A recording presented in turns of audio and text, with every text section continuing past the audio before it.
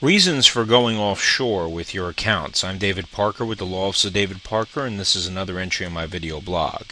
If you're not running for president and don't have to worry about public relations, what are the legitimate reasons for moving money offshore? Thanks to Mitt Romney's public relations difficulties, offshore bank accounts have been in the news recently.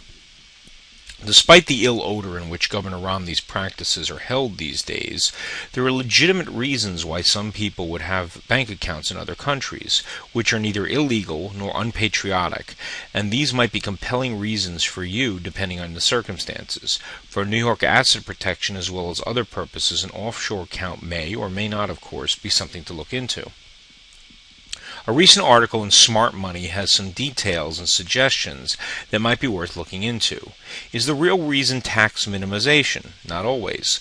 The article suggests that taxes truly aren't the sole motivation. There are some tax advantages, although in fact funds banked offshore are not immune to taxation merely on that basis.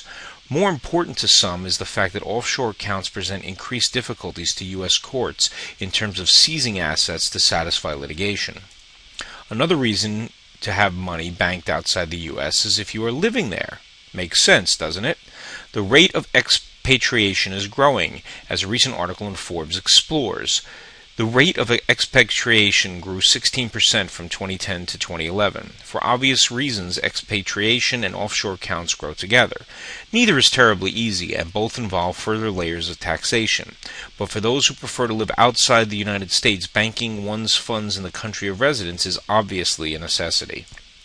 If you plan to retire in a foreign country, this is something to plan beginning now, particularly in light of the unstable state of international politics. There are plenty important implications for New York estate planning that make the complex subject of offshore accounts, together with all other aspects of expatriation worth looking into, with the help of qualified legal expertise. I'm David Parker with the Law Office of David Parker, and I'm an estate planning and elder law attorney.